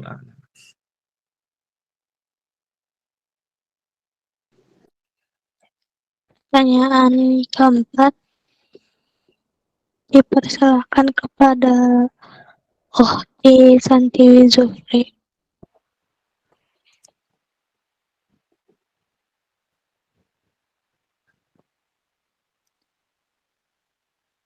Syukran. Assalamualaikum warahmatullahi wabarakatuh. Waalaikumsalam warahmatullahi wabarakatuh. Afwan Ustadz, saya ingin bertanya, untuk apa kita hidup jika ujung-ujungnya kita akan meninggal? Kalau tahu ujung-ujungnya kita akan meninggal itu, ya nggak usah hidup gitu. Sekian pertanyaan dari saya. Terima kasih. Oh gitu. Apa sih Ustadz tujuannya kita hidup? Padahal kan ujung-ujungnya kita juga mati. Eh, saya sedikit ingin meluruskan ya, bahwa cara berpikir seperti itu agak keliru. Kenapa? Kalau kita hanya sekedar menetapkan finishnya kehidupan itu hanya sekedar kematian, maka kemana alam akhirat? Kemana akhirat yang akan kekal abadi, surga yang sudah Allah siapkan untuk kita? Jadi kita harus tahu bahwa sebelum kita hidup, itu sebenarnya itu udah bagian dari perjanjian kita dengan Allah Subhanahu wa Ta'ala sebelum kita dilahirkan. 50.000 tahun sebelum kita dilahirkan ke atas muka bumi, kita sudah membuat perjanjian kepada Allah. Umur kita berapa, ya, rezeki kita gimana, jodoh kita, bahagia enggak, seneng enggak, susah enggak, sedih enggak, itu semuanya sudah menjadi ketetapan dan sudah menjadi perjanjian dengan Allah Subhanahu wa Ta'ala sebelum kita dilahirkan. Jadi kita dilahirkan itu bukan cuma-cuma kita dilahirkan, tapi kita sudah membuat perjanjian bahwa hidup kita ini bukan hanya sekedar hidup, walaupun ujung-ujungnya wafat, meninggal dunia. Nah, jadi kalau kita hanya sebatas berpola pikir, ngapain sih kita hidup, kan ujung-ujungnya mati. Nah, berarti seolah-olah kita hanya meyakini yang ada itu hanya dunia saja. Akhiratnya kemana? Ya, hisabnya kemana? Mizannya kemana, titian siratal mustaqimnya kemana, surganya kemana, nerakanya kemana. Jadi banyak orang-orang dulu yang tidak meyakini adanya alam akhirat. Nah, jadi banyak kami nggak yakin dengan alam akhirat, surga nggak ada, neraka nggak ada. Kenapa? Karena saya nggak melihat, katanya. Saya nggak melihat. Yang saya lihat ini dunia yang ada terpampang di mata saya. Jadi kalau tidak saya lihat, tidak saya yakini, katanya begitu. Jadi ada model orang zaman dulu begitu. Saya nggak yakin dengan apa yang tidak saya lihat.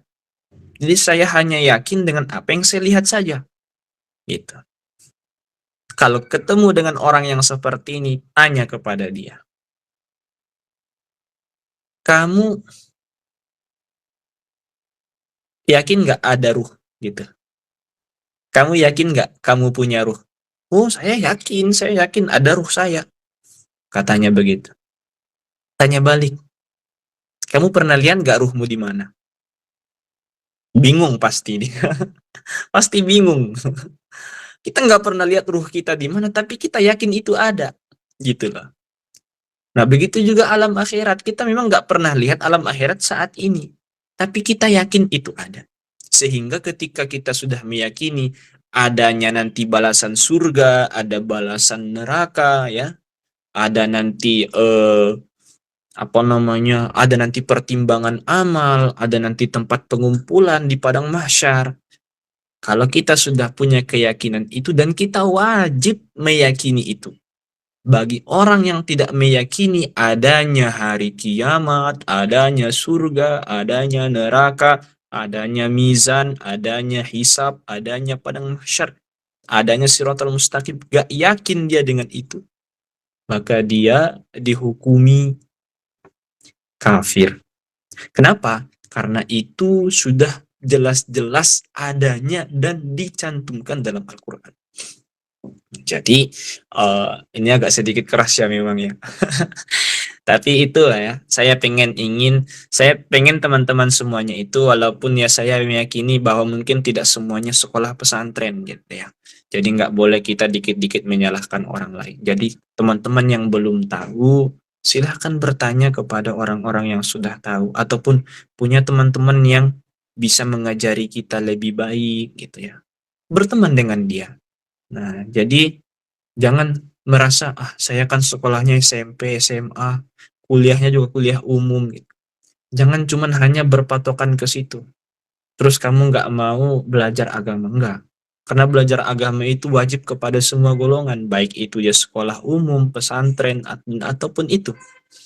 Nah, jadi jangan biarkan masa muda ini tuh kosong dengan ilmu agama. Jadi, nah, dan jangan sibuk juga kita hanya memperkaya ilmu duniawi. Ya, bukan salah memang kita belajar karena itu penting untuk membuat kita cerdas. Kita belajar ilmu matematika, fisika, biologi. Nah, karena itu bagian daripada ilmu Allah juga. Nah, tapi jangan sampai kita lupa mempelajari ada yang lebih urgent, ada yang lebih fundamental sekali yang nggak bisa kita tinggalkan. Apa itu? Belajar tentang ketuhanan, belajar tentang fikih, supaya bisa kita mengetahui ibadah kita itu sah atau tidak. Nah, ini banyak yang harus kita pelajari karena Nabi kan pernah mengatakan, pasti semuanya kita punya cita-cita. Pasti semuanya pengen mendapatkan ini, pengen mendapatkan karir yang bagus, pengen mendapatkan rezeki yang melimpah ruah, pengen punya rumah, pengen punya mobil, pengen segalanya. Yang itu sifatnya bisa memberikan kebahagiaan. Nah, lalu Rasulullah itu memberikan pesan penting. Apa kata beliau? Man aradat dunya fa'alaihi bil ilm. Kalau kamu ingin mendapatkan dunia, kata Nabi, ingin mendapatkan yang sifatnya duniawi, ya, mendapatkan ini, mendapatkan itu, yang sifatnya duniawi, fa'alaihi bil ilm. Maka mestilah dengan ilmu. Makanya kita belajar, ya, belajar ilmu matematika biar pinter berhitung, ya, biar pinter mengurang, berkali, bagi, dan lain sebagainya. Nanti masuk ya aljabar, ya, itu udah pusing saya itu. Nah, pelajari itu. Nah, begitu juga dengan ilmu agama, pelajari. Nah, karena itu salah satu cara untuk mendapatkan dunia. Waman arada alaihi bil akhirah fa'alaihi bil ilm. Kalau kamu ingin mendapatkan akhirat, dengan ilmu juga. Hanya pelajari ilmu ketuhanan, ya. Bagaimana caranya kita bisa mengesahkan Allah. Belajar tentang sifat-sifatnya Allah. Nah, belajar tentang fikih supaya kita bisa memastikan ibadah kita ini sah apa enggak. Nah, terus nanti kita belajar tentang tasawuf, belajar tentang akhlak, ya, supaya kita itu bisa mencerminkan hal-hal yang baik dari diri kita. Nah, itu cara kita mendapatkan akhiratnya Allah. Waman aradahuma, siapa yang ingin mendapatkan kedua-duanya, dunia akhirat, fa'alaihi bil ilm. Maka mestilah dengan ilmu pengetahuan. Nah, jadi kalau tidak belajar, kalau tidak dengan ilmu pengetahuan, kita tidak akan mendapatkan dunia dan seisinya. Kita tidak akan mendapatkan akhirat. Makanya penting teman-teman kita semua, mumpung masih pada muda ini, ya, ya, ataupun siapapun itu yang hadir pada malam hari ini, baik itu orang tua kita, teman-teman semuanya, kalau ingin mendapatkan dunia dan seisinya, mendapatkan akhirat, haruslah dengan ilmu pengetahuan. Jadi harus belajar. Karena mumpung masih muda, umur keemasan kepada anak muda, mumpung masih fresh otaknya loh. Mumpung masih bisa membiasakan hal-hal yang baik untuk membentuk karakter yang baik. Nah, sehingga apapun yang kita cita-citakan, apapun yang kita inginkan nantinya akan kita dapatkan insya Allah. Nah, jadi pertanyaan yang tadi itu, kita yang pertama harus dirubah dulu cara berpikirnya. Pasti memang semuanya nanti ujung-ujungnya akan meninggal dunia. Tapi bukan hanya sebatas itu. Jadi kalau kita sudah meyakini adanya alam akhirat, adanya surga neraka, nah, otomatis kita selama di muka bumi kan akan berlomba-lomba, akan berusaha gimana caranya supaya nanti kita dimasukkan ke dalam surga dan dihindarkan dari api neraka. Coba kalau orang yang nggak yakin sama surga neraka, dia nggak bakal punya aturan di atas muka bumi, hidup aja semaunya. Mau melakukan dosa, mau nggak sholat, terserah, karena ya udah kalau mati ya udah selesai gitu. Tidak ada lagi pembicaraan alam akhir, nggak ada gitu ya. Tapi kalau orang yang sudah punya pikiran dan sudah meyakini bahwa alam akhirat itu benar-benar nyata adanya, maka dunia ini adalah kesempatan. Dunia ini adalah kesempatan kita untuk apa? Mendapatkan rahmatnya Allah dengan kita mengerjakan kewajiban sebagai hamba. Kita sholat, ya kita puasa, dan lain sebagainya. Nah, sehingga dengan itu kita nanti akan mendapatkan rahmat Allah dan dimasukkan ke dalam surganya Allah dengan apa?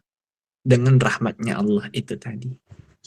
Nah, jadi cara pola pikir kita itu tidak cukup hanya sekedar kalau sudah wafat meninggal dunia udah selesai, tidak gitu ya, tapi masih ada alam akhirat. Nah, jadi kalau kita sudah meyakini adanya alam akhirat, kita tidak akan merasa bahwa hidup ini hanya sekedar hidup. Nah, makanya kan pesan malaikat Jibril kepada Nabi apa? Ish masyita fa innaka mayit.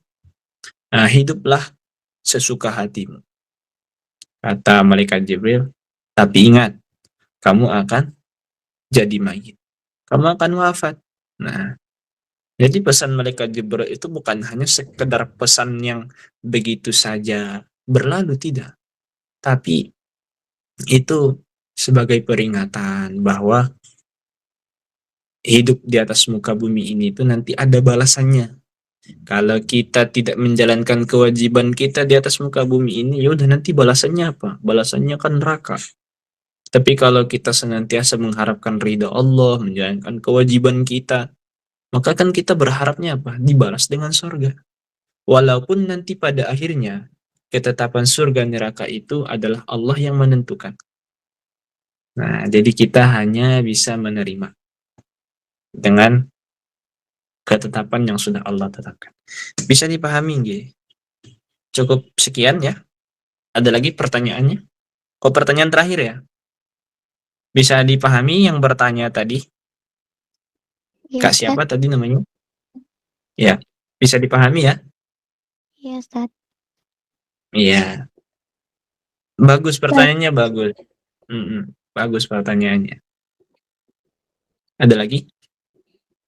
Baik, untuk selanjutnya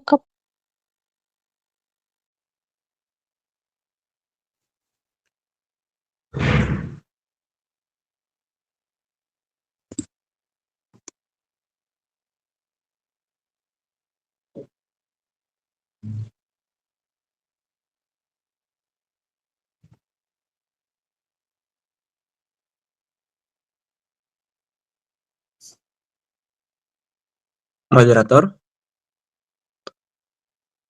bisa dilanjut atau bagaimana? Van Ustaz, izinkan diulang. Oh iya, baik. Benar. Selanjutnya kepada Ukhti Ayu Citra, saya persilahkan untuk bertanya. Assalamualaikum warahmatullahi wabarakatuh. Waalaikumsalam warahmatullahi wabarakatuh. Perkenalkan, nama saya Ayu Citra dari Sulawesi. Saya izin bertanya Ustadz, bagaimana jika kita berbuat maksiat dan kita sudah berjanji kepada Allah biar nggak mengulangi maksiat itu lagi? Apakah Allah kecewa sama kita karena kita mengulangi terus? Oke, kasih.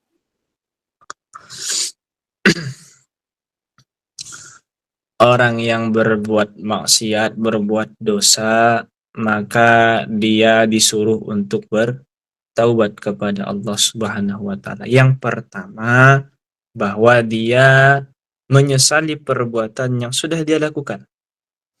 Yang kedua, berjanji kepada Allah untuk tidak mengulangi hal yang sama. Yang ketiga, dia memperbanyak istighfar kepada Allah Subhanahu wa taala. Apakah Allah kecewa kepada kita sebagai hamba yang selalu mengerjakan maksiat, mengerjakan dosa. Perlu kita pahami bahwa kita bermaksiat, kita mengerjakan amal soleh itu tidak menambah dan mengurangi kemuliaan Allah Subhanahu wa Ta'ala. Jadi Allah itu tidak butuh kepada sholat kita. Allah itu tidak butuh kepada amal ibadah kita. Allah itu tidak butuh. Allah itu tidak, kalau kita berbuat dosa itu tidak mengurangi kemuliaan Allah. Gitu. Jadi Allah itu tetap mulia. Nah, kita berbuat amal soleh tidak akan menambah kemuliaan Allah karena Allah sudah mulia. Ketika kita berbuat dosa tidak akan mengurangi kemuliaan Allah. Nah, jadi akan tetapi manusia itu memang tempatnya salah. Jadi nggak ada manusia yang tidak pernah berbuat salah. Kullu bani Adam khatta'un wa khairul khatta'ina at-tawwabun. Jadi semua manusia itu pernah punya salah, khatta'un, ada salahnya, tersalah. Wa khairul khatta'ina at-tawwabun. Dan sebaik-baik orang yang punya masalah, sebaik-baik orang yang punya salah, punya keburukan di masa lalu ataupun di saat sekarang ini, sebaik-baik mereka itu adalah at-tawwabun. Orang-orang yang mau memperbaiki kesalahannya. Orang-orang yang mau bertaubat. Nah, di kullu bani Adam khatta'un. Semua manusia itu punya salah. Wa khairul khatta'ina at-tawwabun. Dan sebaik-baik orang yang punya salah adalah mereka yang mau memperbaiki kesalahannya. Nah, jadi jangan sampai kita mengira bahwa kalau kita berbuat dosa itu akan mengurangi kemuliaan Allah. Tidak. Nah, tapi apakah Allah kecewa? Apakah Allah murka? Nah, itu adalah haknya Allah Subhanahu wa Ta'ala. Jadi kita tidak bisa mencampuri itu. Tapi yang jelas, kalau kita berbuat dosa, pasti kita dibebani dosa. Kalau kita berbuat maksiat, berbuat keburukan, pasti kita dibebani dosa. Kita diganjar dosa. Kita dibalas dengan dosa. Nah, kalau kita berbuat yang baik-baik, berbuat kebaikan, maka yang kita diganjar dengan pahala, diganjar dengan kebaikan. Nah, jadi kalaupun seperti itu, ada ungkapan para ulama kita mengatakan apa? Seorang pendosa yang senantiasa mengharap rahmat dan ridhonya Allah karena merasa dirinya banyak salah, banyak dosa, lalu ingin berbuat yang baik, ingin merubah dirinya menjadi lebih baik, berharap rahmat Allah, maka dia lebih dekat kepada Allah ketimbang apa? Ketimbang seseorang yang selalu berbuat kebaikan, selalu berbuat yang baik-baik, tetapi tidak pernah merasa dirinya salah. Jadi merasa selalu benar. Nah, itulah kesalahan yang paling benar. Merasa dirinya paling benar sehingga menyalahkan orang lain, itulah kesalahan yang paling benar. Nah, jadi sejauh apapun kita misalkan lari dari jalur yang benar ya, tapi selama kamu punya hidup, kamu punya nafas bisa berhembus, jantung berdetak, Allah masih membukakan pintu taubat. Allah masih membukakan kesempatan kepada kita untuk kita menjadi lebih baik. Nah, kalau saja kesempatan itu Allah beri, kenapa tidak kita ambil? Kenapa kita tidak balas? Nah, makanya kita hidup saat ini itu bukan hanya hidup dengan cuma-cuma. Nah, padahal kita kan banyak dosanya ya. Kita banyak dosanya. Nah, kalau emang Allah benci, Allah murka, kenapa nggak langsung dimatikan saja? Karena kita ngapain kan ngotorin dunia ini, semisal begitu ya. Tapi enggak, kita yang banyak dosa-dosa ini, Allah masih biarkan kita hidup. Nah, Allah masih biarkan kita hidup karena kita punya harapan, kita bisa berubah. Ya, bisa berubah, kita ambil itu, kita ambil untuk berubah kita menjadi lebih baik. Begitu. Jadi, kita harus memahami itu. Supaya menjadi seorang hamba itu bukan hanya sekadar menjadi hamba, tapi kita punya tanggung jawab. Itu ya kira-kira ya, bisa dipahami. Wallahu a'lam bishawab. Baik, Ustadz. Terima kasih. Saya lanjut ke penutup. Kayaknya sudah 5 pertanyaan ya? Iya, Ustadz, sudah. Ya, bagi teman-teman yang masih mau bertanya, Saya kira 15 pertanyaan. 15. Apaan. Kalau bagi ini, bagi teman-teman yang masih mau bertanya, saya juga mau minta maaf karena emang waktunya terbatas, karena sebentar lagi juga di sini mau masuk waktu maghrib. Nah, jadi saya mohon maaf ya, untuk tidak bisa menjawab pertanyaan teman-teman semuanya. Tapi insya Allah bagi teman-teman yang masih mau bertanya, ahlan bisa DM saya di Instagram. Ya, DM saya di Instagram. Instagramnya apa itu, Ustaz? Udah saya catat. Oh iya, boleh. Ya, boleh Ustaz. Boleh Pak, boleh. Ya, Instagramnya bentar ya, saya coba saya tulis di komentar saja ya. Oh, komentarnya Baik, ditutup ya? Mungkin bisa dicatat aja Bang. Ya, Beni Batubara 18. Beni Batubara 18. Baik, Ustaz. Iya, N-nya double N ya Bang ya. BENNI, nggak ada spasinya, Batubara 18. Gitu. BNNI Batubara 18. Ya, apa? nanti bisa di follow, bisa di DM. Ya, siap. Ya, saya kembalikan kepada moderator. Betul. Baik, tidak terasa waktu telah menunjukkan pukul 21:50 waktu Indonesia Barat. Berarti tuntas sudah bersamaan kita dalam kajian kali ini. Semoga apa yang disampaikan Ustadz Beni menjadi ladang pahala untuk beliau khususnya dan umumnya untuk kita semua. Untuk menutup kebersamaan kita kali ini, marilah kita akhiri kajian ini dengan doa yang akan dipimpin langsung oleh Ustadz Beni. Tafadhol kepada Ustadz. Bismillahirrahmanirrahim. A'udzu billahi minasyaitonir rajim. Bismillahirrahmanirrahim. Alhamdulillahi rabbil alamin. Hamdan hamidin, hamdan syakirin. Hamdan yuwafi ni'amahu wa yukafi'u mazidah. يا ربنا لك الحمد كما ينبغي لجلال وجهك الكريم وعظيم سلطانك. اللهم صل وسلم وبارك على سيدنا محمد طب القلوب ودوائها وعافية الأبدان وشفائها ونور الأبصار وضيائها وعلى آله وصحبه وبارك وسلم. اللهم ربنا ظلمنا أنفسنا وإن لم تغفر لنا وترحمنا لنكونن من الخاسرين.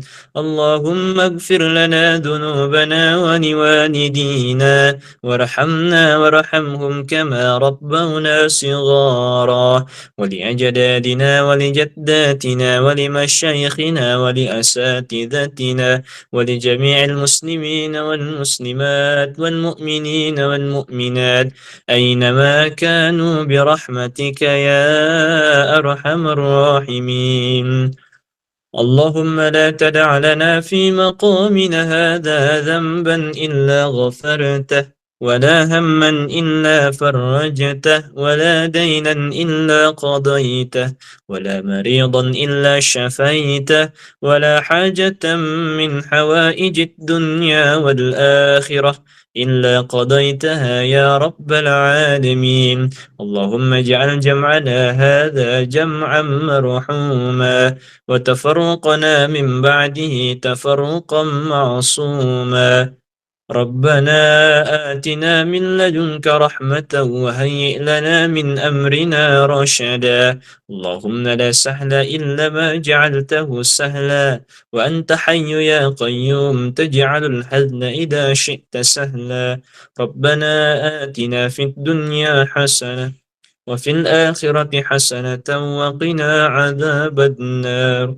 وصلى الله على سيدنا محمد النبي الأمي وعلى آله وصحبه وسلم. سبحان ربك رب العزة عما يصفون وسلام على المرسلين والحمد لله رب العالمين. Baik,